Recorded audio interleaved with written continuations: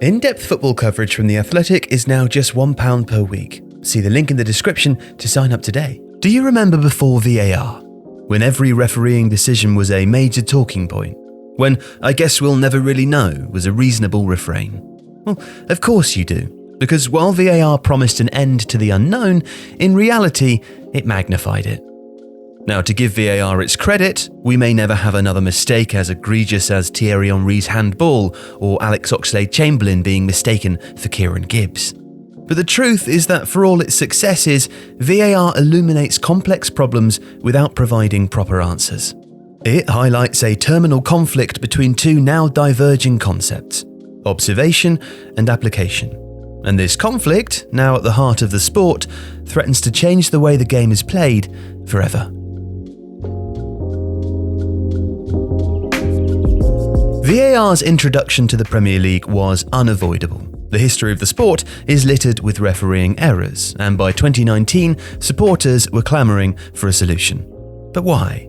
Well, because most football leagues operate in pyramid structures. They use promotion and relegation as tools of social mobility. The idea being that a team at the bottom of the pyramid could theoretically reach the top. Now, for human beings, that's a very engaging narrative, but it's based on the fundamentals of fair play and even playing fields. And unfortunately, refereeing errors can challenge those tenets. Now, the driving factor, of course, is that the technology to monitor some of these errors is readily available. But as Dr. Ian Malcolm once presciently said, they were so preoccupied with whether or not they could, they didn't stop to think if they should. Of course, technology isn't all bad, but there are important distinctions to make. Because prior to the introduction of VAR, the Premier League already utilised goal line technology. On the 18th of January 2014, Manchester City's Edin Dzeko became its first beneficiary. His goal that day against Cardiff City was the league's first awarded by the use of technology. In 2020, Sheffield United were denied a goal against Aston Villa due to a glitch in the Hawkeye system, but this remains the only black mark on an otherwise impeccable record. Goal line technology is clearly a success, but its success is not the technology, it's the application.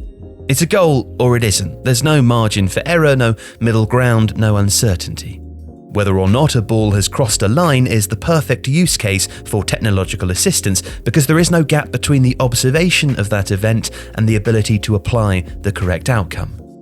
VAR, however, is utilised to observe a broader range of events. These incidences are categorised as goals, penalty decisions, direct red card incidents, or mistaken identity, and it's only to be used for clear and obvious errors or serious missed incidents. So you're either Kieran Gibbs or you're not, and that's fine. But in the other three categories, things are not quite as simple. Take, for example, an incident in a game between Chelsea and Manchester United in February 2021. Callum Hudson-Odoi and Mason Greenwood collide in Chelsea's penalty area, and the event is reviewed to check for a possible handball.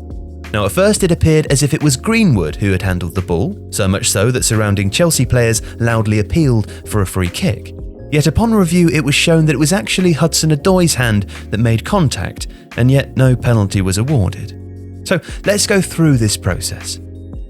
Now, this can fairly be described as a serious missed incident, a trigger for the video assistant referee to complete a check. However, unlike our goal or no goal or Gibbs or not Gibbs incidents, this isn't clear-cut, thereby creating a gap between observation and application. And to bridge this gap, we need to interpret, and this is where the messy human errors find their way back into the system. You see, VAR isn't a problem, it simply illuminates the problem of applying the rules. And here are the rules relating to handball offences. The truth is that there simply cannot be a conclusive answer because the rule requires a degree of interpretation. What is deliberate? To what degree of accuracy can you determine the boundary of the arm? To what extent does an arm make the body unnaturally bigger? The answer is individual to the individual providing the answer because it cannot not be. So we were interpreting before VAR and we are interpreting now. And it's inarguable that the technology allows us a greater chance of applying the correct outcome in scenarios where there is such a thing as a correct outcome, but that's not really the problem. The problem is that the rules of the game are being changed to accommodate this greater observational access. At the beginning of the 2019-20 season, IFAB amended the handball rule. The aim was to make handball incidents easier to interpret, or in our language, to shorten the gap between observation and application.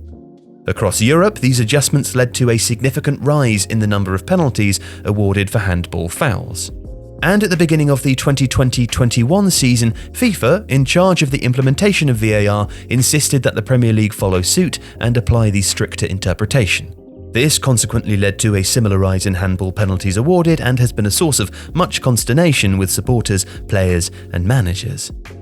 The reaction to which has been the apparent easing of that strict interpretation, leading us full circle back to Hudson-Odoi, whose handling of the ball very likely would have resulted in a penalty had it happened just a few months earlier. And herein lies the danger. The rules are being changed in order to improve the efficiency of VAR. If interpretation plays too much of a role, in a way that now millions of people see on televisions every weekend, then the instinct is to amend the rules to be increasingly black and white, and to apply a definitive lens to areas of the game which were always intended to be subjective. If you liked today's video, please subscribe to the channel to help us reach 1 million subscribers. And we're also pleased to be able to offer you access to The Athletic for just £1 per week. Follow the stories that you care about with closer access and intelligent takes. See the link in the description now to sign up. Thank you.